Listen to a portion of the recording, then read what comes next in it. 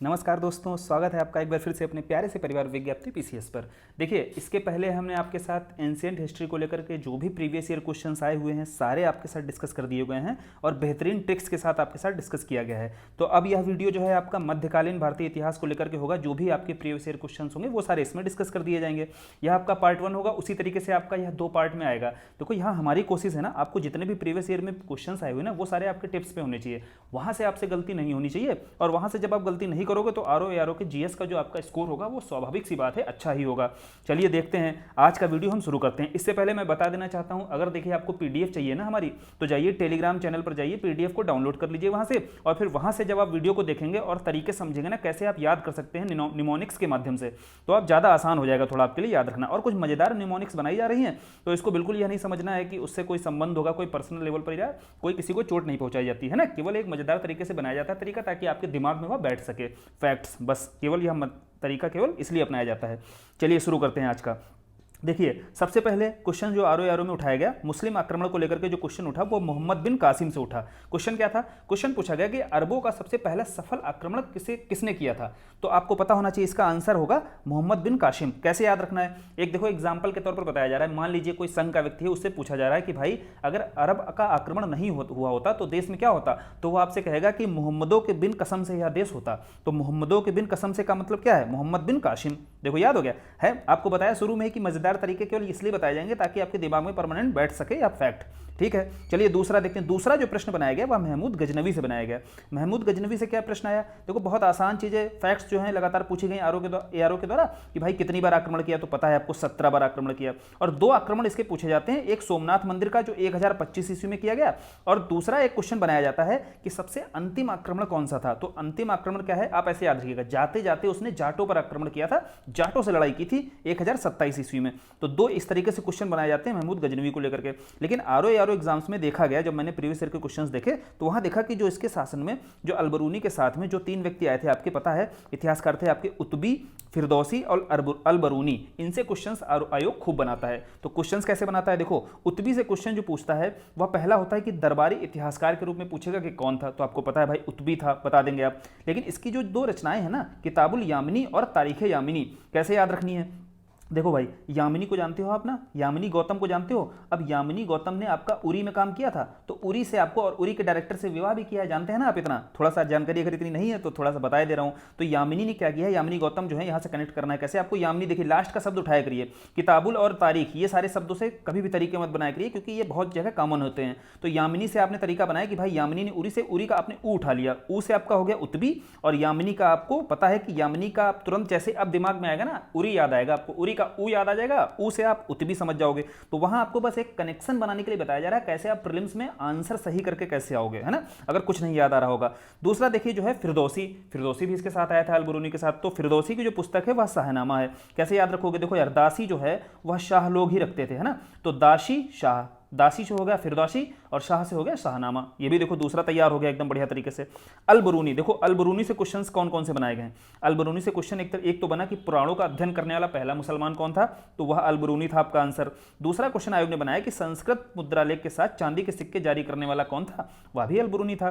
तीसरा क्वेश्चन बनाया गया भाई इसकी पुस्तक को लेकर के, इसकी पुस्तक का नाम क्या था, किताबुल हिंद, जो अरबी भाषा में लिखी गई। अरब आक्रमण है तो अरबी भाषा में ही लिखेंगे जब अरबी है ये। तो अब देखो आपको कैसे याद रखना है तीनों चीजें। देखो, आपको पुस्तक पता रहती है कौन सी थी, किताबुल हिंद थी। तो एक बात बताइए आप, हिंद में क्या प्रचलित था उस समय जब तक ये अरब आक्रमण नहीं हुआ था? पुराण प्रचलित थे। और दूसरा, ये पुराण किस भाषा में लिखे जाते थे? संस्कृत भाषा में लिखे जाते थे। देखो तीनों चीजें याद हो जाएंगी कैसे। देखो, अलबरूनी की पुस्तक से ही सब याद हो जाएगा, जितने भी फैक्ट अभी तक आए हुए हैं। अलबरूनी की पुस्तक कौन सी? किताबुल हिंद, हमें याद हो गया। हिंद में क्या था? पुराण प्रचलित थे पहले। तो पुराणों का अध्ययन करने वाला कौन रहेगा? अलबरूनी ही रहेगा। और जो पुराण थे उनकी भाषा कौन सी थी? संस्कृत। तो संस्कृत मुद्रालेख जारी करने वाला कौन रहेगा? अलबरूनी रहेगा। तीनों देखो फैक्ट यहां से तैयार हो गए। अब अलबरूनी से अगर कोई फैक्ट आएगा तो किताबुल हिंद खाली इतना ही जानते होगे ना, आगे ये दोनों के दोनों ऊपर वाले फैक्ट भी आप सही करके आओगे अपने क्वेश्चंस में जब भी पूछा जाएगा। चलिए अगला देखते हैं। क्वेश्चन जो बनाया गया गौरी से बनाया गया। गौरी से देखो क्वेश्चन बहुत ही आसान पूछा गया। आप गौरी से देखिए, आप पढ़ते होंगे तराइन के युद्ध तो आपने पढ़ ही रखे होंगे ना। तराइन का पहला और दूसरा युद्ध जो पृथ्वीराज चौहान के साथ लड़ा गया था, पहले में पराजित हुआ था, दूसरे में पराजित कर दिया था पृथ्वीराज चौहान को, जो 91 और 92 में हुआ। चलिए आसान क्वेश्चन है। लेकिन यहां पर क्वेश्चन जो बनाया गया चंदावर के युद्ध से बनाया गया। हालांकि अभी तक क्वेश्चन बना नहीं, लेकिन बन सकता है। लेकिन चंदावर के युद्ध से जो क्वेश्चन बना उसका वर्ष पूछ दिया गया। और दूसरा किसके साथ युद्ध हुआ था? जयचंद के साथ, आपको पता है ना जयचंद के द्वारा ही ये गौरी को आमंत्रित किया गया था, है ना, मदद की गई थी गौरी की, पता है ना आपको। पृथ्वीराज चौहान के साथ कुछ व्यक्तिगत आपस में मतभेद थे, इस कारण से जयचंद ने गौरी को आमंत्रित किया था और गौरी ने जयचंद्र की मदद से ही किसको, पृथ्वीराज चौहान को पराजित किया था। ये कहानी है पूरी।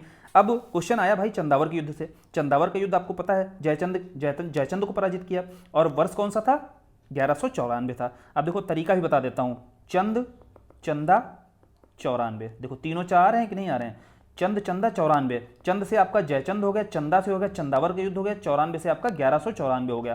तीनों देखो तरीका ही बता दिएगा किस तरीके से कनेक्ट करना है, आपको याद भी रहेगा, कहानी भी बता दी। अब इससे बढ़िया तरीके से आपको फैक्ट दिमाग में नहीं बैठाए जा सकते हैं। अब आ जाते हैं, चलिए शुरू करते हैं। ये तो था अरब आक्रमण के समय जो फैक्ट्स अभी तक आरो यारों में पूछे गए हैं, वो पीआई की सारे याद भी हो गए होंगे साथ के साथ। सल्तनत काल से जो पहला है आपका गुलाम वंश। देखो भाई गुलाम वंश क्यों बोला जाता है, जो गौरी था ना, गौरी के 3 गुलाम थे आपके, यालदोज है ना, कुबाचा और कुतुबुद्दीन ऐबक। उसी में जो तीसरा था आपका कुतुबुद्दीन ऐबक, यहां से क्वेश्चंस बनाया गया। कुतुबुद्दीन ऐबक को क्या है, लाहौर का क्षेत्र दिया जाता है गौरी के द्वारा, है ना, गौरी के द्वारा लाहौर का क्षेत्र दिया जाता है, यहां से शासन करता है कुतुबुद्दीन ऐबक। तो भाई अपनी राजधानी कहां बनाएगा, लाहौर को ही बनाएगा। देखो क्वेश्चन जो पूछे गए हैं कहानी से आप समझोगे तो सारे भी देखो जो फैक्ट आरो यारो में आए हैं ना, सारे याद हो जाएंगे। तो लाहौर से ही अपनी क्या है, राजधानी बनाएगा लाहौर को कुतुबुद्दीन ऐबक। दूसरा क्या है भाई, कुतुबुद्दीन ऐबक जो है ना वो गुलाम के रूप में ही शासन करता रहा, इसलिए इसने सुल्तान की उपाधि कभी नहीं धारण की। दूसरा देखो फैक्ट यहां से ये वाला तैयार हो गया जो अभी तक पूछा गया। तीसरा देखो यह बोला जाता है कि संस्थापक कौन था गुलाम वंश का, तो यही रहेगा ना भाई कुतुबुद्दीन ऐबक ही। अगला एक क्वेश्चन पूछा गया कि कुरान ख्वां के नाम से कौन प्रसिद्ध था, तो इतनी जानकारी होनी चाहिए थोड़ी सी कुतुबुद्दीन ऐबक के बारे में कि यह 5 टाइम की कुरान रेगुलर पढ़ता था, इसलिए इसको कुरान ख्वां भी बोला जाता था, कुरान का पाठ पढ़ने वाला। और लाख बख्श क्यों बोलते थे, उदारता के कारण, मतलब ये क्या था, यह दान करता था, लाखों में दान करता था, इसलिए इसको लाख बख्श की बोला जाता था। तो यह क्वेश्चन ही आरो यारो के द्वारा एग्जाम में अभी बनाए गए। लेकिन आप ध्यान रखिएगा, लोकेशन आप समझ रहे हैं लाहौर की, और यह क्या है, पूरब की ओर विस्तार तो कर ही रहे थे उत्तर पश्चिम के क्षेत्रों से, तो उसी के संदर्भ में दिल्ली में इसने कुव्वतुल इस्लाम की मस्जिद बनाई और अजमेर में 2.5 दिन का झोपड़ा। भाई 2.5 दिन में ये झोपड़ा कैसे तैयार हो गया था, एक संस्कृत का विद्यालय हुआ करता था वहां पर, उसी के ऊपर क्या किया था इसने, गुम्बद बना करके इसको एक मस्जिद बना दिया था, तो इसीलिए इसको 2.5 दिन का झोपड़ा कहते हैं, 2.5 दिन में जो तैयार किया गया था। ये दो जो है आपकी स्थापत्य के भीतर भी आप पढ़ते हो कि सल्तनत काल में यह किसके द्वारा तैयार की गई थी, कुतुबुद्दीन ऐबक के द्वारा यह स्थापत्य तैयार किया गया था। चलिए कुतुबुद्दीन ऐबक से इतना ही क्वेश्चन आता है और कहानी के रूप में आपने समझ लिया तो सारे फैक्ट्स तैयार हो गए होंगे जो भी आरो यारो में अभी तक आए हुए हैं। इल्तुतमिश से क्या क्वेश्चन आता है, देखो इल्तुतमिश का काल जो है ना, इसको गुलामों का गुलाम भी बुलाया जाता था। क्यों, क्योंकि देखो समझो यहाँ पर कि इल्तुतमिश जो है ना वो कुतुबुद्दीन ऐबक का भी गुलाम था, और भाई ऐबक खुद गुलाम था गौरी का, तो यह गुलामों का गुलाम बोला जाता है। लेकिन बात यह आती है कि इल्तुतमिश क्या होता है, ऐबक का दामाद रहता है ना, समझिए कहानी केवल बताई जा रही है याद रखने के लिए। उसके बाद क्या है, दामाद होने के नाते ही ये क्या करता है, शासन करता है कहाँ पर, अगला शासक बनता है किसके बाद, ऐबक के बाद में। और यह पहला सुल्तान, यह स्वतंत्र रूप से मतलब अपने आप को सुल्तान घोषित करता है। और खलीफा जो होते हैं, खलीफा के द्वारा क्या है, यह वैधानिक मान्यता भी लेता है। खिलअत का प्रमाण पत्र उसी को बोला जाता है कि यह पहली बार क्या है, बगदाद में जो खलीफा बैठते थे आपके, उनसे खिलअत का प्रमाण पत्र भी लेता है। तो ये देखो 2 फैक्ट आपको तैयार हो गए कहानी के माध्यम से ही। तीसरा जो क्वेश्चन बनाया गया वह पूछा गया कि सर्वप्रथम शुद्ध अरबी सिक्के किसने जारी किए, तो यह धातु आप जानते हैं चांदी की टंका और तांबे का जीतल जारी किया गया था, किसके द्वारा, इल्तुतमिश के द्वारा। तो यही बोला जाता है सबसे पहले शुद्ध अरबी सिक्के किसके द्वारा जारी किए गए थे, इल्तुतमिश के द्वारा। एक यह फैक्ट आरो में बनाया गया था। एक बताया गया कि भाई ऐबक की जब मृत्यु होती है तो वह जो है इल्तुतमिश जो है किस जगह का गवर्नर होता है, तो देखो इसको क्यों जानना जरूरी है। बदायूं में आपका क्षेत्र कहाँ स्थित है, उत्तर प्रदेश में स्थित है। अब जब आरओ का एग्जाम दोगे तो साफ साफ बताया गया है कि अगर उत्तर प्रदेश से संबंधित कोई भी घटना आपकी जानकारी में आती है तो वहां पर आपको अपनी आंखें बड़ी बड़ी कर लेनी है, क्योंकि वहां से क्वेश्चन बनाए जाने की उम्मीद बहुत ज्यादा हो जाती है। इसलिए क्वेश्चन यह बनाया जाता है कि ऐबक की मृत्यु जब हुई तो इल्तुतमिश कहाँ का गवर्नर था, किस क्षेत्र का, बदायूं का गवर्नर था। और इक्ता व्यवस्था इसके द्वारा लागू की गई। आप जानते हो कि इक्ता व्यवस्था को ही आगे अभी अलाउद्दीन जो खिलजी है ना उसके द्वारा समाप्त करके बाजार नियंत्रण प्रणाली जो नई लाई जाएगी ना उसको समाप्त करके ही लाई जाएगी। लेकिन इक्ता व्यवस्था चालू किसके की गई, यह पूछा गया क्वेश्चन। तो ई से इक्ता हो गया, ई से ही आपका कौन सा, इल्तुतमिश हो गया। ये देखो इस तरीके से ही आप प्राइमरी वर्ड्स को भी कनेक्ट करके अपने ट्रिक्स को बना सकते हैं। तो इक्ता व्यवस्था आपकी इल्तुतमिश से हो गया। चलिए आगे देखते हैं। आगे देखो राजधानी बताया गया ना, लाहौर से दिल्ली किसने स्थानांतरित की थी, इल्तुतमिश ने की थी। चलिए तो काफी आसान है। अब इसके बाद जो क्वेश्चन बनता है वो आगे के शासक जो हैं, रुकनुद्दीन जो फिरोज रहे, रजिया बेगम रही या नसरुद्दीन रहे। यहाँ से क्वेश्चंस बहुत नहीं बनते हैं, लेकिन यहाँ से एक क्वेश्चन जो है आरओ के द्वारा पूछा गया, कौन सा, कालानुक्रम लगाने के लिए पूछा गया। और भी एग्जाम्स में आया, पीसीएस में भी आया हुआ है। लेकिन देखो कालानुक्रम लगाने के लिए आया तो यहाँ पर एक तरीका बता देता हूँ, एक कहानी बता देता हूँ। कहानी से आपको क्या है, कालानुक्रम बहुत आसानी से याद हो जाएंगे। कैसे, देखो भाई इल्तुतमिश जो होता है, इल्तुतमिश चाहता है कि उसकी बेटी जो रजिया है ना वो सुल्तान बने, लेकिन आप जानते हो ना, एक तुर्क चहलगानी काम करती थी। तुर्क चहलगानी, चलो यहाँ पर बता देते हैं, पूछा नहीं गया लेकिन आप समझ लीजिए यहाँ पर तो याद हो जाएगी चीज़ें। तुर्क चहलगानी जो है 40 जो गुलाम रहते थे आपके ना, 40 गुलामों का ही एक संघ होता था, वो मिलकर ही शासन व्यवस्था को देखते थे, है ना, देख रेख करते थे। तो नियंत्रण रहता था बेसिकली जो आपका शासक होता था ना, उसकी नीतियों पर नियंत्रण भी रहता था इन किसका, तुर्क चहलगानियों का। और यह तुर्क चहलगानियों की स्थापना किसके द्वारा की गई थी, किसके द्वारा की गई थी, इल्तुतमिश के द्वारा। और इसको खत्म कौन करेगा, इसको खत्म करेगा आपका बलबन आगे चल के, वो भी कहानी देखो आगे आपको समझा दी जाएगी। अब समझो यहाँ पर कलानुक्रम लगाना है। अगर इल्तुतमिश क्या होता है, इल्तुतमिश चाहता है कि किसको सुल्तान बनाया जाएगा, रजिया को बनाया जाए, लेकिन जो तुर्क चहलगानी के लोग होते हैं वो किसको बना देते हैं, रुकनुद्दीन फिरोज को बना देते हैं। तो भैया वो शासन अयोग्य तो होता ही है, उसके बाद रजिया सुल्तान बन जाती है ना, इनकी मदद से, चहलगानियों की मदद से। फिर क्या होता है, इसके बाद क्या होता है, इसके बाद रजिया बेगम जो है, जब आप जानते हैं कि इस तरीके इसका विरोध होने लगता है क्योंकि शासन पद्धतियां बदल देती है, कई सारे एक तरीके से आप जानते हैं पितृ सत्तात्मक मानसिकता पर चोट करती है। उसके बाद नसरुद्दीन को ये लोग तुर्क चहलगानी वाले क्या करते हैं, नसरुद्दीन को क्या करते हैं, अगला सुल्तान बना देते हैं। अब नसरुद्दीन के बाद कैसे, नसरुद्दीन को हटा करके कौन, बलबन बनता है। तो बलबन आप जानते हैं ना, बलबन अपनी बेटी का विवाह किसके साथ करता है, नसरुद्दीन के साथ ही करता है। और बलबन भाई इसको तुर्क चहलगानी को आगे समाप्त क्यों करेगा, क्योंकि बलबन स्वयं किसका सदस्य होता है, तुर्क चहलगानी का ही एक सदस्य होता है बलबन भी। तो भाई इसको समाप्त करना बहुत जरूरी है, नहीं तो ये लोग कैसे ये लोग क्या है, इस चीज को मानने के लिए तैयार होंगे कि बलबन क्या है, एक शासक बन सकता है हमारे बीच से निकलकर, नहीं ना। तो यही कारण होता है बलबन के द्वारा क्यों समाप्त किया जाता है तुर्क चहलगानी को। ये हो गई कहानी। अब इस कलानुक्रम को कैसे याद रखना है, देखो इल्तुतमिश जो होता है वो कहता है रुको, है ना, इल्तुतमिश बोलता है कि रुको, रजिया को सुल्तान बनाओ, लेकिन नसीब में किसके होता है, बलबन के होता है सुल्तान बनना। अब इल्तुतमिश से हो गया आपका कौन सा, पहला नंबर पे इल्तुतमिश, उसके बाद रुको मतलब रुकनुद्दीन फिरोज हो गया, और रुको किसको बनाओ, रजिया को बनाओ। लेकिन नसीब, नसी से आपका नसीब से कौन सा हो गया, नसीरुद्दीन, और नसीब में किसके था, बलबन के था भाई बनना। कहानी पूरी पता है, और यह आपको कलानुक्रम अगर अब लगाने को आएगा तो आप बहुत अच्छे से लगा लोगे। तो इल्तुतमिश ने रुको बोला, रुको भाई, है ना, रुको किससे बोल रहा है, तुर्क चहलगानी से बोल रहा है। एक ट्रिक बताई जा रही है कि याद करने के लिए कैसे आपको याद रखना है। क्यों बोल रहा है रुको, क्योंकि वो चाहता था किसको, रजिया को सुल्तान बनाना। चलो अब तरीका कालानुक्रम लगाने को आएगा तो आप बढ़िया से समझ जाओ, क्योंकि कहानी जब आपके पास होती है ना तो आप कालानुक्रम बहुत आसानी से लगा लेते हैं। फिर देखिए जो क्वेश्चन बनाए गए बलबन से बनाए गए। बलबन से पहला क्वेश्चन क्या बना, इसकी उपाधि को लेकर के कि उलूग खां की उपाधि किसके द्वारा ली गई। तो कैसे याद रखोगे आप, किसने उल्लू बनाया था तुर्क चहलगानी को, बलबन ने। उल्लू से क्या हो जाएगा, उलूग खां, है ना, उलूग खां उपाधि किसके द्वारा ली जाएगी, बलबन के द्वारा। अब याद आ जाएगा आपको। लेकिन बलबन को यह उपाधि दी कब गई थी, जब यह अपनी पुत्री का विवाह किसके साथ कराता है, नसरुद्दीन के साथ कराता है। पीछे बताया ना, नसरुद्दीन की हत्या करके ही कौन बनेगा, बलबन ही अगला सुल्तान बनता है। चलिए, इसका राजत्व सिद्धांत बहुत पूछा जाता है। राजत्व सिद्धांत इसने स्थापित किया कि सुल्तान का पद जो था ना उसको ईश्वर द्वारा प्रदत्त किया जाता है, ऐसा बताया, ऐसा स्थापित किया, और इसीलिए सुल्तान का निरंकुश होना भी जरूरी है। यही इसका राजत्व सिद्धांत था। इसी आधार पर ही रक्त एवं लौह की नीति भी इसकी काम करती है। ये आपको एक्स्ट्रा जानकारी थोड़ी सी दी जा रही है यहाँ पर, लेकिन आपको जो क्वेश्चन पूछा जा रहा है वो आप समझ लीजिए यहाँ पर कैसे आरो में पूछा गया। फिर क्वेश्चन पूछा गया कि नियामत एक खुदाई और जिल्ले इलाही। आप समझ लो भाई, ईश्वर के समतुल्य ही सुल्तान के पद को स्थापित करने की लगातार इसके द्वारा कोशिश की जाएगी बलबन के द्वारा। और क्यों की जाएगी ये भी आप समझ गए, क्योंकि ये तुर्क चहलगानी का खुद एक सदस्य होता है, इसलिए अपनी सत्ता को स्थापित करने के लिए ये सारे कदम उठा रहा है। कौन सा क्वेश्चन पूछा गया कि भाई नियामत खुदाई। अब देखो खुदा की बात की जा रही तो मतलब ईश्वर का प्रतिनिधि धरती पर कौन है, सुल्तान है आपका।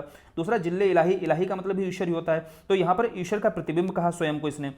तो आप समझ गए, काफी आसान है। फिर देखो यह क्या है, पारसी समुदाय से बिलोंग करता था, तो इसने पारसी जो समाज में जितनी भी प्रथाएं थी ना, उसके शासन में प्रथाएं थी, उनको लागू करने की कोशिश करेगा अपने यहाँ पर। तो उसी में देखिए आपका सिजदा और पाबोस। आप समझो, सिजदा आप जानते हो, सजदा करते हो ना, वही सिजदा वहीं से आप कनेक्ट करिए कि भूमि पर लेटकर राजा का अभिवादन करना होता था। और पाबोस मतलब क्या होता है, पाबोस मतलब पाओ बोस, बोस के पाओ मतलब आपको चूमने हैं, है ना। तो पाबोस जो है आपका सुल्तान के चरणों को चूमना होता था। तो इस तरीके की प्रथाएं चालू की जाएंगी। नवरोज का प्रारंभ करेगा, आप पढ़ते होंगे, नवरोज भी क्या है, पारसी समुदाय आप जानते हैं ना कि नवरोज के रूप में, उत्सव के रूप में मनाता है ना। तो इस तरीके की कुछ प्रथाएं किसके द्वारा चालू की जाएंगी, बलबन के द्वारा। अब बलबन की पूरी कहानी समझ गए होंगे, जितने फैक्ट अभी तक पूछे गए। अब कोई भी फैक्ट पूछा जाएगा किसके काल में हुआ तो आप तुरंत मार देंगे, बलबन तुरंत सही टिक मारेंगे कि नहीं मारेंगे।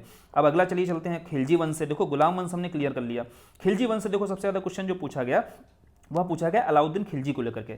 अलाउद्दीन खिलजी को लेकर के जो पहला प्रश्न बना वह बना सिकंदर सानी, मतलब इसकी उपाधि को लेकर के। देखो भाई, सिकंदर सानी की उपाधि किसके द्वारा ली जाएगी, किसके द्वारा, अलाउद्दीन खिलजी के द्वारा। अब एक बात बताइए, अलाउद्दीन खिलजी को लेकर के जो मूवी बनी थी उसमें आपने देखा था, मूवी तो देखी होगी आपने पद्मावत। अब उसमें अलाउद्दीन खिलजी को लोगों ने गधा समझा, तो गधे को इंग्लिश में क्या कहते हैं, ऐश। तो ए का मतलब क्या हो गया अलाउद्दीन खिलजी, एस एस का मतलब क्या हो गया सिकंदर सानी, है ना। एक ऐसे ही मतलब बात बता दी गई आपको याद रखने के लिए कि सिकंदर सानी अगर ना याद आए तो सिकंदर सानी आपको एस एस याद रखना है, फिर एस एस एस आपको याद रखना है ना।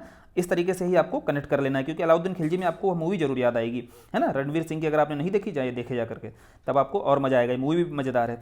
फिर देखिए मलिक काफूर, मलिक काफूर जो है इसका सेनापति आप जानते ही हैं। मलिक काफूर के माध्यम से इसने कई युद्ध, जो जितने भी अभियान थे, कई अभियान जीते थे। अब इसको मिला कहां पर था यह मलिक काफूर, गुजरात की विजय के पश्चात मिला था। यह क्वेश्चन पूछा गया था। चलिए अगला कौन सा क्वेश्चन, अगला क्वेश्चन आया कि कौन सा सुल्तान था, पहला सुल्तान था जिसने भूमि की पैमाइश कराकर क्या किया, लगान वसूला था, है ना। तो ये आप जानते ही हैं इस तरीके की लगान व्यवस्था जो लागू की थी। एक आगे आप पीछे आपको बताया गया था ना कि इक्ता व्यवस्था जो इल्तुतमिश के द्वारा लागू की गई, उसको समाप्त किसने किया, अलाउद्दीन खिलजी के द्वारा ही समाप्त किया जाता है। फिर आगे बात आती है कि भाई मलिक काबुल को जो है सहना नियुक्त किया गया। किसके द्वारा नियुक्त किया गया, क्वेश्चन ये पूछ लिया जाएगा, या पूछा जाएगा कि अलाउद्दीन खिलजी के द्वारा सहना के पद पर किसकी नियुक्ति हुई। अभी सहना भी क्लियर तरीके से आपको बताया जाएगा। सहना बेसिकली होता क्या था, जो इसकी बाजार नियंत्रण प्रणाली होती थी ना, किस तरीके से बाजार में जो आपका जानते हैं ना बिचौलिए वगैरह किस तरीके थे, कितना घाटा वगैरह होता था व्यापारियों को, इनको कंट्रोल करने के लिए उसने बाजार नियंत्रण प्रणाली लेकर आया था हुआ, है ना, ताकि सरकार को या सुल्तान को राजस्व की प्राप्ति हो सके। इस आधार पर क्वेश्चन जो बनाया गया, यह बनाया गया कि सहना के पद पर नियुक्त किसको किया गया, तो सहना के पद पर काबुल को नियुक्त किया गया। अब देखो इसको याद कैसे रखना है, एक बात बताइए, सहना से आप सहनाई जोड़ पाओगे कि नहीं। सहनाई कब बचती है, जब कबूल है आप बोलते हो, तो कबूल है जब बोला जाता है तो उसके बाद सहनाई बचती है। कबूल से आपने बताया काबुल, और सहना से आपने सहनाई कनेक्ट किया सहना से, तो सहना के पद पर किसको नियुक्त किया गया, काबुल को नियुक्त किया गया। हो गया याद। देखो फिर देखो इसने घरी कर और चरी कर लगाया, जो दुधारू पशुओं पर कर लगाया गया उसे चरी कर बोला गया, और घरों वगैरह पर लोगों के जो लगाया गया कर, टैक्स लगता था, होम टैक्स वगैरह, उसको घरी कर बोला गया। घर से घरी, चरी से आपको समझ में आ गया होगा, चरी से दुधारू पशुओं पर लगता था। अब इसकी बाजार नियंत्रण प्रणाली से जो सवाल बनाया गया ना, वह बनाया गया, देखो तीन आपके जो पद होते थे, एक दीवाने रियासत और सहना मंडी और बरीद। समझो यहां पर रियासत, जब आपकी देखिए रियासत होगी ना, रियासत आपकी पर्याप्त मात्रा में होगी तो क्या होगा, पूरी की पूरी आप बाजार खरीद सकते हो। समझना बात को, अगर अच्छी खासी अगर आपकी रियासत होगी तो आप पूरी बाजार खरीदने की हिमाकत कर सकते हो, है ना। तो ऐसे समझना आपको, दीवाने रियासत जो है ना, दीवाने रियासत जो था आपका, वो बाजार व्यवस्था का पूरा संचालन इसी के हाथ में होता था। जो भी अलाउद्दीन की बाजार व्यवस्था थी, पूरा संचालन किसके हाथ में रहता था, दीवाने रियासत के हाथ में रहता था। सहना एर मंडी, पीछे आपको बताया गया कि सहना के पद पर किसकी नियुक्ति की गई थी, काबुल की, है ना, कबूल सहनाई। अब सहना ए मंडी क्या होता था, प्रत्येक बाजार का, जितने बाजार होते थे प्रत्येक बाजारों का अधीक्षक होता था, उसे सहना मंडी बोला जाता था। बरीद क्या है, देखो बरीद को आपको आगे कनेक्ट कर लेना है। बरीद को हमेशा याद रखिएगा, बरीद को गुप्तचर के रूप में जाना जाता था। बरीद का मतलब ही क्या है, गुप्तचर। अब भाई गुप्तचर मतलब क्या होता था, घूम घूम कर जो बाजारों का चुपके से निरीक्षण करते थे, उसको ही बोला जाता था क्या, बरीद। तो बाजार नियंत्रण प्रणाली के ये तीन प्रमुख अंग थे। यहां से क्वेश्चन भी बनाया जाता है, दीवाने रियासत से क्वेश्चन बनाया जाता है, सहना मंडी से और बरीद से। तीनों प्रश्न आपके क्लियर हो गए होंगे जो बनाए गए हैं क्वेश्चन। अब कुछ भी पूछा जाएगा, अब बहुत अच्छे से आगे घूम फिर कर भी आएगा तो एलिमिनेट तो आप कर ही लोगे।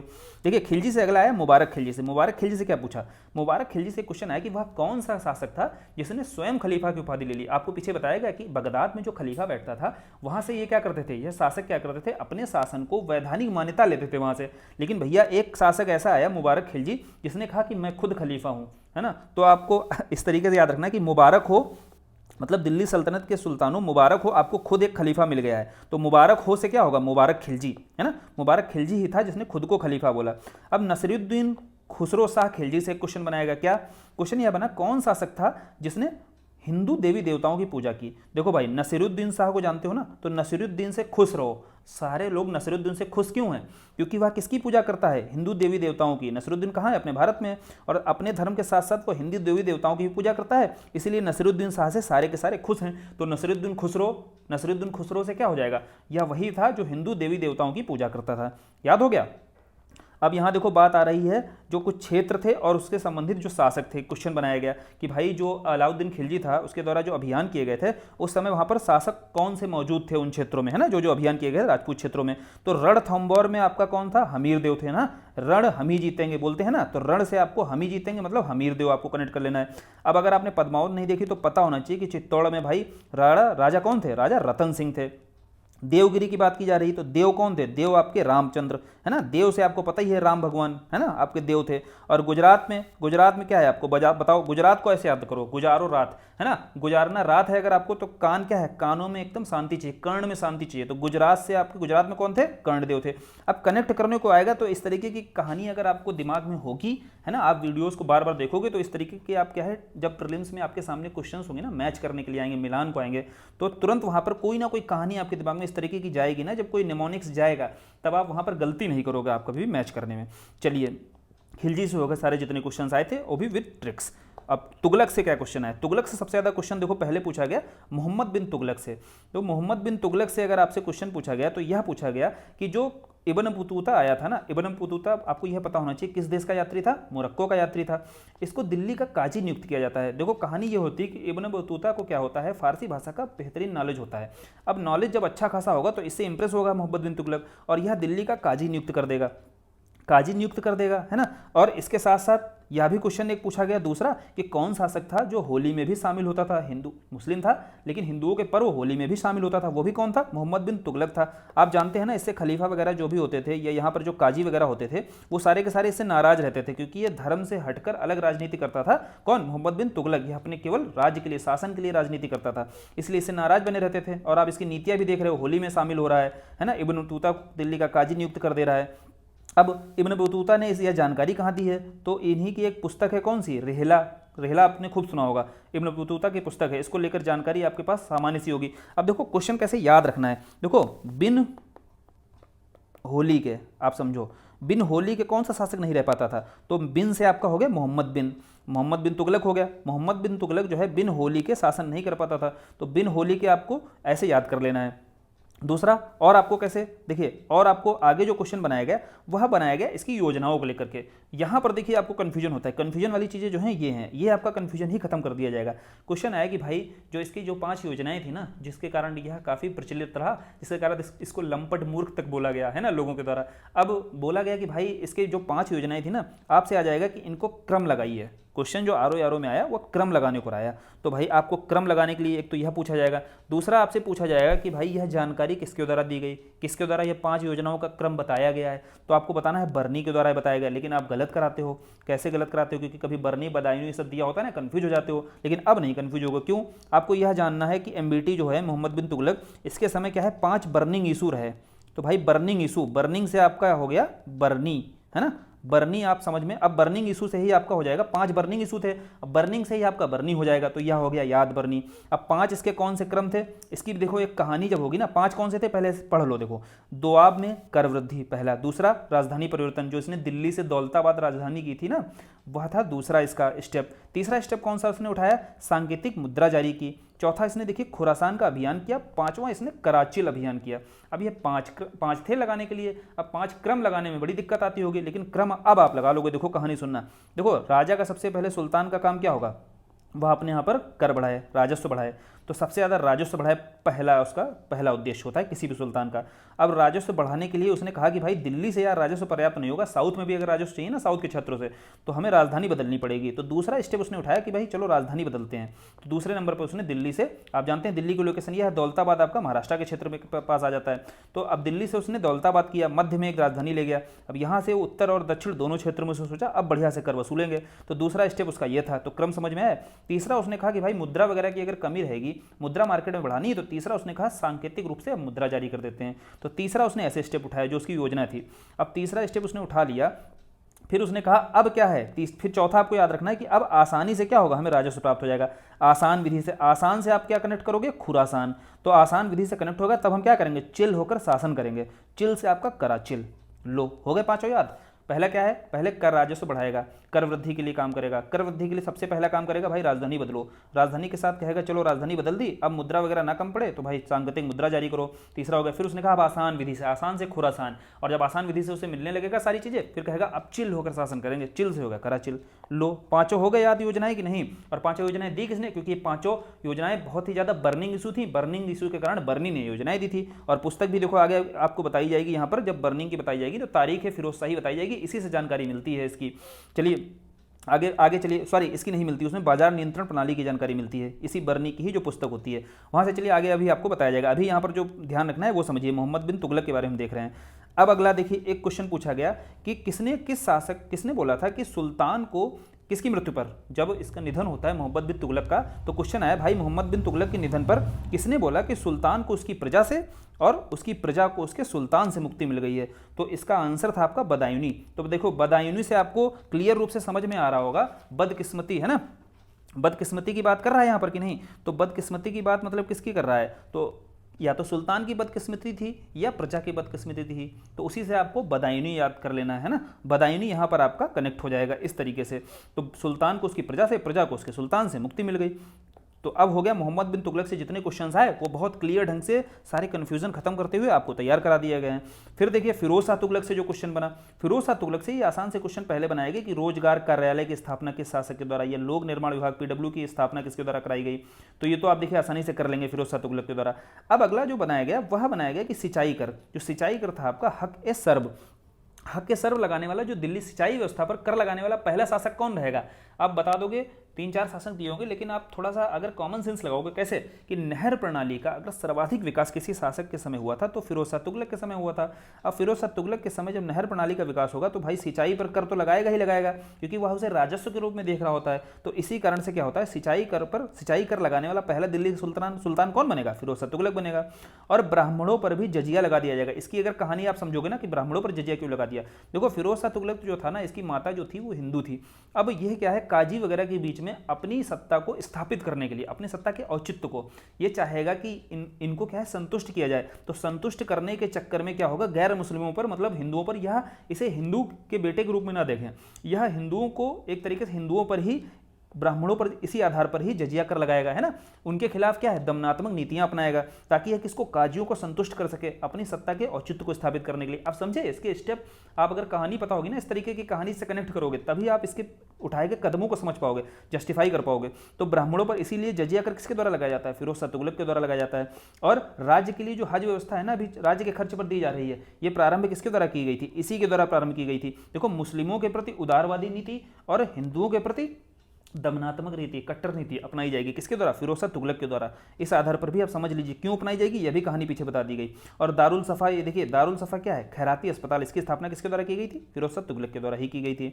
चलिए फिरोज शाह तुगलक से जुड़े हुए जितने हैं आपके प्रश्न अभी तक पूछे गए उन पर आपको क्लियर हो गया होगा। अब आपको आंसर करने में बिल्कुल जरा भी दिक्कत नहीं आ रही होगी। अगर आएगा भी क्वेश्चन तो आप एलिमिनेट करके बढ़िया से कर ले जाएंगे। अगला देखिए जो है नसीरुद्दीन महमूद तुगलक पर क्वेश्चन आता है। क्या पूछा गया, यह पूछा गया भाई तुगलक वंश का जो अंतिम शासक था ना वो कौन था, तो नसीरुद्दीन महमूद था। अब इसको कनेक्ट कैसे करना है, इसी के समय क्या होता है, तैमूर का आक्रमण होता है, तैमूर लंका आक्रमण जो होता है इसी समय होता है, और इसी के द्वारा क्या होता है, तुगलक वंश का अंत कर दिया जाता है। तो इसलिए भाई क्वेश्चन यहाँ से बनाया गया। अब नसीब, जिसका नसीब खराब होगा ना उसी के समय तो तैमूर आक्रमण करेगा, नसीब से आपका नसीरुद्दीन, वहां भी आपने नसीब से देखो कनेक्ट किया था कि नसीब में बलबन के था सुल्तान बनना, यहाँ भी आपने देखिए नसीब से नसीरुद्दीन को कनेक्ट कर लिया, तो तैमूर का आक्रमण उसी के समय होगा जिसका नसीब खराब होगा। तो ऐसे कनेक्ट करना है इसको। चलिए यहाँ से नसीरुद्दीन महमूद तुगलक कनेक्ट हो जाएगा। अगला देखिए लोधी से क्वेश्चन जो है आपका सिकंदर लोधी से बना। क्यों बना, यूपी में ही कोई अगर क्षेत्र है, यूपी का कोई स्थल है, उसकी स्थापना अगर की जाएगी तो क्यों नहीं क्वेश्चन बनाया जाएगा। तो उसी आधार पर क्वेश्चन बनाया गया कि सिकंदर लोधी के द्वारा आगरा शहर की स्थापना की गई, और अन्य के ऊपर जो है अन्य के ऊपर कर को समाप्त करने वाला कौन शासक था, यही सिकंदर लोधी ही था। और यह भी पता होना चाहिए कि गुलरुखी के नाम से यह कविताएं करता था। ये बहुत ही साधारण से फैक्ट हैं जो सभी को याद होते हैं, तो इसमें देखिए ज़्यादा टेंशन नहीं लेनी है। क्वेश्चन जब यहाँ से बन गया था ना तो ये थोड़ा सा लोग कंफ्यूज हो गए थे कि भाई इसका आंसर नहीं पता था। क्या क्वेश्चन बनाया गया था कि खतौली का युद्ध जो है वो किसके बीच लड़ा गया था, है ना। खतौली का युद्ध जो है आपका इब्राहिम लोदी और महाराणा सांगा के बीच लड़ा गया, जिसमें इब्राहिम लोदी की पराजय होती है। अब समझो इब्राहिम लोदी के बारे में जो आप जानते हैं ना कि बाबर के साथ जो युद्ध लड़ा गया वो सभी को पता रहता है ना। पानीपत का जो पहला युद्ध लड़ा गया वो तो सभी जानते हैं, लेकिन जो इब्राहिम लोदी और महाराणा सांगा के साथ युद्ध हुआ ना इसके बारे में जानकारी नहीं थी। आर एग्जाम में क्वेश्चन यहीं से उठा के पूछ दिया। वह युद्ध कौन सा था, खतौली का युद्ध था। अब देखो इसको याद भी मैं यहीं करा देता हूँ अभी तुरंत के तुरंत। देखो हिम पर जो लोग रहते हैं, हिम समझ रहे हो ना, पहाड़, हिम पर जो लोग रहते हैं वो अगर संग रहना चाहेंगे तो कैसे अपना कनेक्ट रहते हैं, संग रहने के लिए खतों से कनेक्ट रहते हैं कि नहीं रहते हैं, है ना। खत ही भेजते हैं, नेटवर्क तो होता नहीं वहाँ पे हिम पर रहने वाले। तो हिम पर रहने वाले अगर संघ में, मतलब अपने परिवार के संग, ऐसे समझो अगर संघ में रहना चाहते हैं तो कैसे कनेक्ट रहते हैं, खतों से। अब खतों से आपका हो गया खतौली और हिम से आपका हो गया इब्राहिम, है ना, हो गया। हिम से इब्राहिम हो गया, संग से हो गया सांगा, राणा सांगा। अब इब्राहिम और राणा सांगा इनके बीच जो युद्ध हुआ वह हुआ खतो, खतो मतलब खतौली का युद्ध। लो तीनों याद हो गए। अब देखो ऐसी कोई अगर निमोनिक्स बता दी जाएगी तो देखो सारे याद हो जाएंगे कि नहीं, फैक्ट आसान लगने लगे होंगे। अब अगला चलते हैं आगे। देखिए हमने सल्तनत कालीन बहुत बेहतरीन ढंग से समझ लिया है।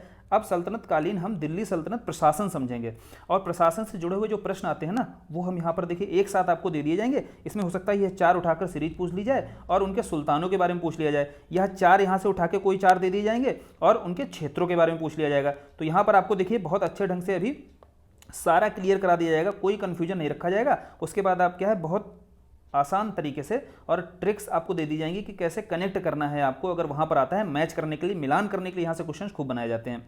चलिए एक एक करके हम देखते हैं विभाग को। पहला देखिए क्या दिया हुआ है, दीवाने अर्ज दिया हुआ है और इसका क्षेत्र कौन सा है, सैन्य विभाग है, और सुल्तान कौन सा था, बलबन था। तो कैसे याद करोगे, देखो अर्जी, अर्जी किसकी आजकल आज के समय में किसकी अर्जी सुनी जा रही है, जिसकी सेना मजबूत, और भैया जिसकी सेना मजबूत वह सबसे बलशाली, वह बल भी सबसे ज़्यादा रखता है। तो अर्ज से आपका हो गया सैन्य, और सैन्य से आपका हो गया बल, बल से बलबन हो गया। तो भैया दीवान अर्ज जो है किस क्षेत्र से संबंधित है, सैन्य विभाग से, और सुल्तान कौन था, बलबन था, पहला कनेक्ट हो गया। दूसरा आ गया बरीद, बरीद पीछे ही बताया था आपको, बरीद क्या था, बरीद को आपको जानना है गुप्तचर, और गुप्तचर जो है आपका कैसा होना चाहिए, आला दर्जे का होना चाहिए। दूसरा है मुस्तक राज, दीवाने मुस्तक राज, तो राज से आपका राजस्व कनेक्ट कर लिया, राज से क्या हो गया, राजस्व, और आला दर्जे का भाई राजस्व ही प्राप्त होगा। जब गुप्तचर आपका आला दर्जे का होगा और गुप्तचर आला दर्जे का होगा तो आपका राजस्व भी क्या होगा, आला दर्जे का ही प्राप्त होगा। इसलिए इनके दोनों के सुल्तान कौन रहे, अलाउद्दीन खिलजी ही रहे। तो बारीद मुमालिक, अब बारीद तो अब जान ही रहे, बारीद तो याद ही कर लेना है आपको, क्या है, गुप्तचर है। और राज से आपका मुस्तक राज, राज से आपको राजस्व को कनेक्ट करना है, लास्ट वाले राज से ही आपको राजस्व कनेक्ट कर लेना है, और दोनों के सुल्तान आपको अलाउद्दीन खिलजी हैं। अब देखो यहाँ पर अगला जो आपका विभाग दिया है वो दीवाने कोही है। तो कोही का आपका विभाग कौन सा है, क्षेत्र है आपका कृषि। तो का को आपको का से ही कनेक्ट करना है, कोही का का और कृषि का का, इन दोनों के का से का को कनेक्ट करोगे ना तो दीवाने कोही को आप तुरंत लगा दोगे कृषि विभाग से। इस समय का सुल्तान कौन था, मोहम्मद बिन तुगलक था, है ना। तो आपको ध्यान रखना है कि कृषि के बिन क्या है, देश की अर्थव्यवस्था का गुजारा संभव नहीं है। तो कृषि आपका जो विभाग था वो बिन, बिन से आपका मोहम्मद बिन तुगलक, है ना, बिन होली बिन कृषि, कैसे देश में मजा आएगा। तो ये सारे आपके मोहम्मद बिन तुगलक के समय के ही थे। तो ये सारे देखो कैसे निमोनिक्स बनाई गई याद रखने के लिए। अब दीवाने खैरात, दीवाने बंदगान, दीवाने इस्तिहाक, तीनों देखो कैसे याद करने हैं, क्योंकि तीनों का जो शासक रहा है ना वो फिरोज शाह तुगलक ही रहा है। सुल्तान कौन था आपका, फिरोज शाह तुगलक ही था। खैरात क्या होता है, खैरात में क्या किया जाता है, दान दिया जाता है। तो दीवाने खैरात किससे संबंधित होगा, दान विभाग से। बंदगान देखो बंद, बंद से आपको बंदी याद रखना है, बंदी मतलब दास बनाना भाई। तो दीवाने बंदगान इसलिए किससे संबंधित था, दास विभाग से। इस्तिहाक, अब देखो हक जो होता है वो कौन जताता है, बुजुर्ग जताते हैं। तो बुजुर्गों को क्या चाहिए होती है, पेंशन चाहिए होती है। तो इस्तिहाक आपको पेंशन विभाग से हो गया। अब देखो तीनों आपके विभाग कनेक्ट हो गए होंगे, दीवाने खैरात, दीवाने बंदगान और दीवाने इस्तिहाक। खैरात आपका दान से हो गया और तीनों के शासक कौन है, फिरोज शाह तुगलक ही हैं। अब मिलाने को आएगा क्या, अर्ज आएगा, दीवाने अर्ज आएगा तो सैन्य से मिला दोगे, बरीद गुप्तचर पता है आपको, मुस्तक राज राजस्व से आप मिला दोगे, कोही का का से कनेक्ट करोगे, खैरात आप जानते हैं दान को बोला जाता है, बंद से बंदगान से बंदी का आप दास से मिलाओगे, इस्तिहाक हक से आप पेंशन को मिलाओगे। देखो यार कितने आसानी से आपको तरीके ही बता दिए गए, और याद रखने का क्या तरीका है वो भी बहुत अच्छे से करा दिया गया आपको। अब यहाँ से अगर मिलान को आएगा क्या कोई गलत होगा, अब नहीं होना चाहिए गलत, पहले भले ही कन्फ्यूजन आपको रहता होगा, लेकिन ये जो तरीके बताए गए हैं इससे आपको कन्फ्यूजन एकदम खत्म कर दिया गया है। आगे देखते हैं क्वेश्चन जो बनाया गया। फिरोज शाह तुगलक के समय देखिए 24 लगभग कर हुआ करते थे, जो टैक्सेस रहते थे उनको खत्म करके 4 प्रमुख टैक्सेस में बांटा गया ताकि थोड़ा सा कर प्रणाली को आसान बनाया जा सके। तो वह 4 कर आपके कौन कौन से हैं, यहाँ समझिए मैच करने को आता है। आपका 2 थे आपके खराज और खुम्स जो खा से शुरू होते हैं, 2 थे आपके जा से जो शुरू होते हैं, जजिया और जकात। तो समझना यहाँ पर जजिया तो आप जानते ही हो, जजिया आपको पता है ना, आपने पढ़ा था फिरोज शाह तुगलक के द्वारा क्या है, गैर ब्राह्मणों पर भी जजिया कर लगा दिया जाता है। तो यह एक धार्मिक कर होता है, और धार्मिक कर है तो जिस तरीके से जा वाला जो है आपका जजिया धार्मिक कर है, और दूसरा जो जा वाला है यह भी धार्मिक कर है, लेकिन यह क्या है मुस्लिमों पर ही लगाया जाता था केवल, कौन सा, जकात, है ना, उनकी आय पर जो लगता था मुस्लिमों की। तो यह भी मुस्लिमों से वसूला जाता था, वो जकात है। और दूसरा जो जा वाला है जजिया आपका, वह गैर मुस्लिमों यानी कि हिंदुओं से जो वसूला जाता था, यह आपका जजिया है। तो जा वाले दोनों आपको क्लियर हो गए होंगे। खा वाले समझिए आप, देखो खुम्स, खुम्स का जैसे अधर यू उधर बताया था ना आपको प्राचीन में, यू से यू, ऐसे खू से आपको यू कनेक्ट करना है ना। खुम्स का आपको युद्ध से, खुम्स मतलब होता था जो युद्ध से लूटा गया माल होता था उसको खुम्स बोला जाता था। खराज हो गया आपका जो लैंड भूमि पर मतलब जो टैक्स वसूला जाता था, लगान वगैरह वसूल किया जाता था, वही आपका खराज होता था। तो 3 यार आपको अगर आते होंगे तो चौथा तो ऑटोमेटिक आप कनेक्ट कर लोगे।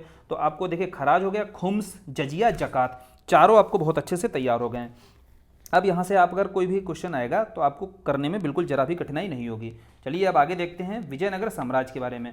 देखो दिल्ली सल्तनत के बारे में हमने अच्छे से देख लिया, विजयनगर साम्राज्य क्या है समझना है। यहाँ पर विजयनगर साम्राज्य इसलिए समझना है थोड़ा सा क्योंकि जब मोहम्मद बिन तुगलक होता है, मोहम्मद बिन तुगलक के समय ही दो दक्षिण भारत में, आपको पता होना चाहिए दक्षिण भारत में जो कर्नाटक का क्षेत्र है ना, यहाँ पर विजयनगर साम्राज्य का उदय होता है। इसी के पैरेलल में जो है आगे चल के बहमनी साम्राज्य का भी उदय होता है ना। मतलब ये दोनों साम्राज्य जो हैं साथ साथ, किसके साथ साथ, जो मोहम्मद बिन तुगलक दिल्ली सल्तनत में तुगलक वंश के अंतर्गत मोहम्मद बिन तुगलक का शासन हो रहा होता है ना, उसी समय इनका भी उदय हो रहा होता है। कहाँ पर, दक्षिण के क्षेत्रों में।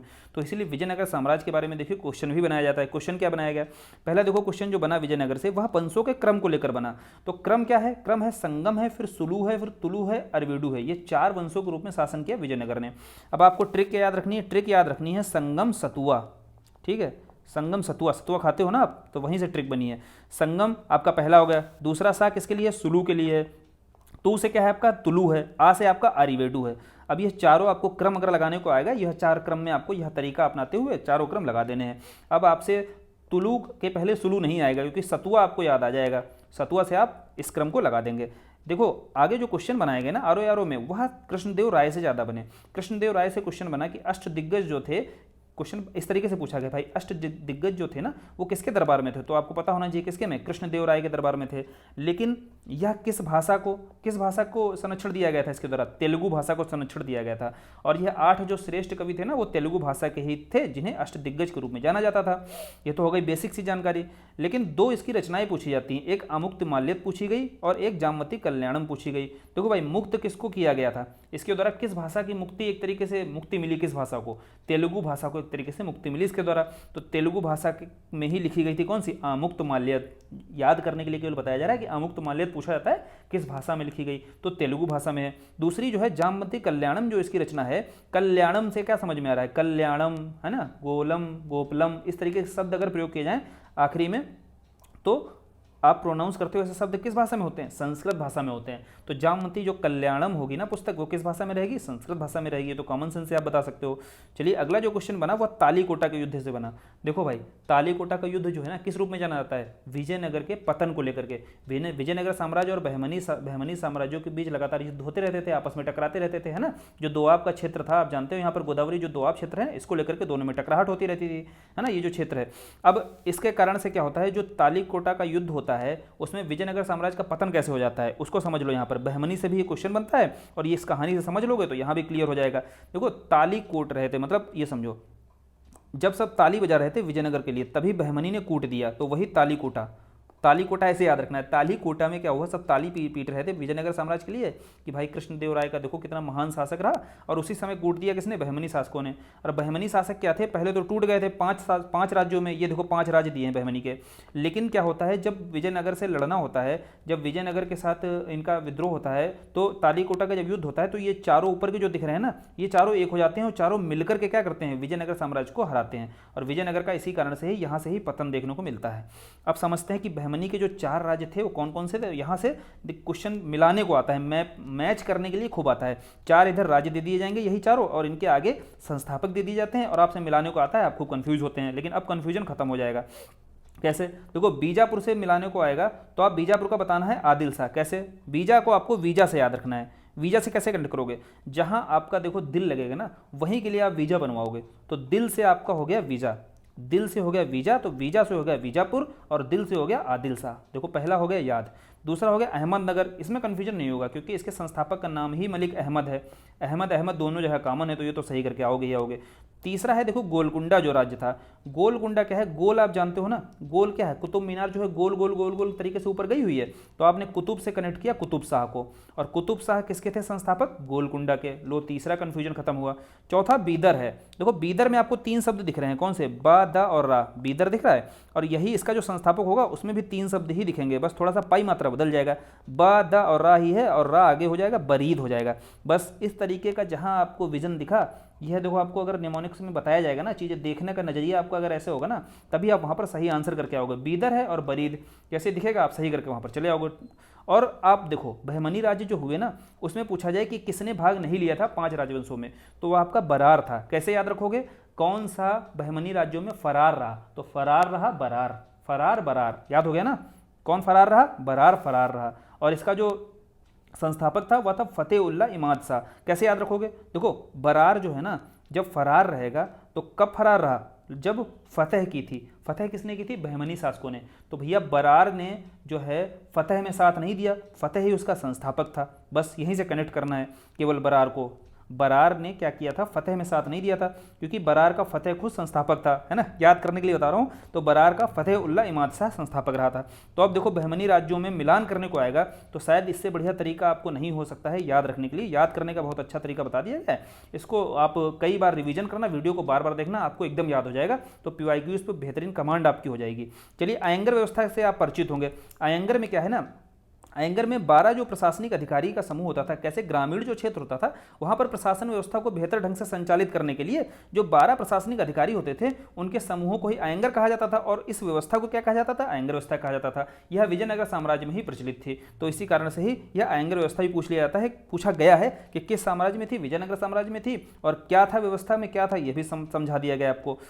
चलिए अगला जो क्वेश्चन बनाया जाता है वह बनाया जाता है विजयनगर साम्राज्य के जो शासक रहे ना आपके संगम वंश से या सुलु वंश से या तुलु वंश से। हाँ एक बात और, जो आपके कृष्णदेव राय रहे ना, कृष्णदेव राय जो है आपके ये सुलु से नहीं थे, याद रखना आपको, तुलु वंश के ही थे। कौन, कृष्णदेव राय।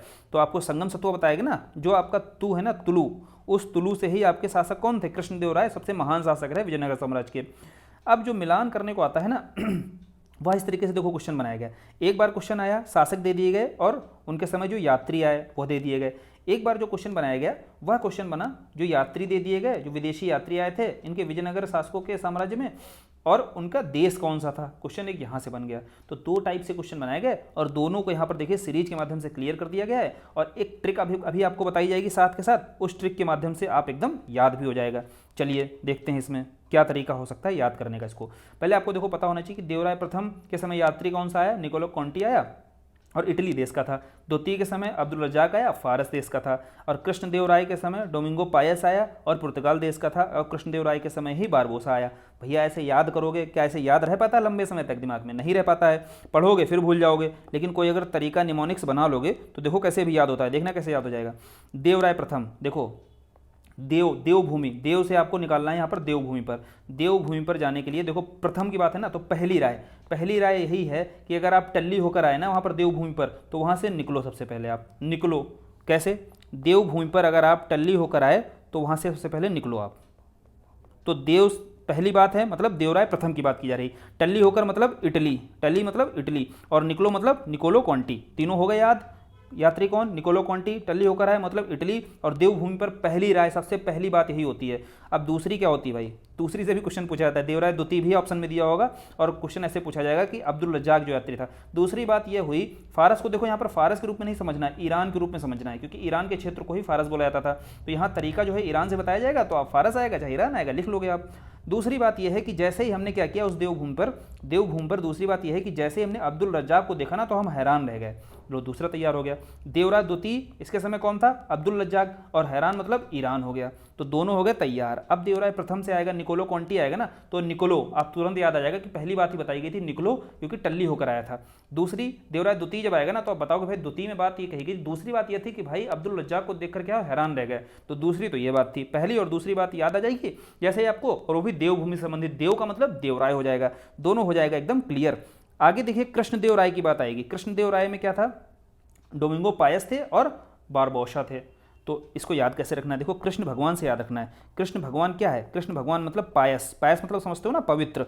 कृष्ण भगवान की बात की जा रही है तो मतलब कृष्णदेव के बारे में बात की जा रही है, तो पायस पवित्र चीज़ की बात की जाएगी। और दूसरा क्या है, वो सबके बॉस थे, बॉस तो हैं ही सबके अभी भी, तो पायस भी हैं, पवित्र भी हैं और बॉस भी हैं। कौन, कृष्ण। तो इसीलिए पायस से आपका याद हो जाएगा डोमिंगो पायस, और बॉस से याद हो जाएगा बारबोस, बारबोस आप चाहे पढ़ लो चाहे बारबोसा पढ़ लो, तो बारबोस और डोमिंगो पाएस ये दोनों याद हो जाएंगे। और इसके देश कौन से हैं, दोनों के पुर्तगाल हैं। तो देखो अब पहले जो कन्फ्यूजन था, क्या कन्फ्यूजन रहा है, अब सारे याद हो गए कि नहीं। निकोलो कॉन्टी किसके समय आया, देवरा प्रथम और टल्ली होकर आया ना, देश भी उसका याद हो गया। देवरा द्वितीय का अब्दुल रज्जाक और ईरान याद हो गया। कृष्णदेव राय के आपको देखो दोनों पायस और बारबोस दोनों याद हो गए होंगे, इनके देश आपके पुर्तगाल थे, इतना याद कर लेना। चलो अब अगर आएगा कोई भी मिलान करने के लिए क्या कन्फ्यूजन रहेगा, बिल्कुल कन्फ्यूजन नहीं रहना चाहिए। अब पीवाईक्यूज पर ऐसी ही कमांड करनी है कि सारे एकदम टिप्स पर होने चाहिए सारे के सारे। देखो साहित्य और लेखक को लेकर एक क्वेश्चन आया, क्या आया, जो तबकात नासिरी था ना, तबकात नासिरी का आपसे पूछ लिया गया लेखक कौन सा है। तो थोड़ा सा नासिरी के बारे में पता होना चाहिए। नसरुद्दीन महमूद था ना, वहाँ तक का जो लेखन मिलता है सल्तनत काल में, तो वह दिया गया था मिनहाज उल सिराज के द्वारा। तो यह काफ़ी आसान है, काफ़ी चर्चित पुस्तक है, तो आप कर लेंगे। तबकात नासिरी मिनहाज उल सिराज के द्वारा दी गई। दूसरा जो ताज उल मासिर था ना, ताज उल मासिर आपको पता होना चाहिए, जो सल्तनत काल का जो आधिकारिक इतिहासकार था ना, आधिकारिक लेखन जो माना जाता है, वह ताज उल मासिर को ही माना जाता है, हसन निजामी के द्वारा जो दिया गया था, है ना। हसन निजामी क्या थे, इसके लेखक थे। अब ये समझो ना, सल्तनत काल ने जो ताज पहना था ना, इसकी जानकारी कहाँ से मिलती है आधिकारिक रूप से, वह ताज उल मासिर से मिलती है, ऐसे याद कर लेना इसको। दूसरा, तीसरे नंबर पे और चौथे नंबर जो दी हुई है ना पुस्तकें, जो साहित्य दिया हो ना, कन्फ्यूजन हमेशा यहाँ पर होता है बच्चों को। क्या होता है, तारीख फिरोज शाही दिया होगा और फुतुहात फिरोज शाही दिया होगा। अब कन्फ्यूज हो जाओगे भाई, इसमें बरनी है कि इसमें बरनी है, फुतुहा फिरोज शाही का बरनी है कि भाई तारीख फिरोज शाही का फिरोज शाह तुगलक है। इसको याद करने का बहुत बढ़िया तरीका बता देता हूँ अभी। देखो फुतुहात फिरोज शाही है ना, इसका तुमने फा उठाया, पहला शब्द फा देखा, और फा वाला ही इसका लेखक होगा। फा से कौन सा है, फिरोज शाह तुगलक। अब कभी नहीं भूलोगे, फा से फुतुहात फिरोज शाही, फा से फिरोज शाह तुगलक।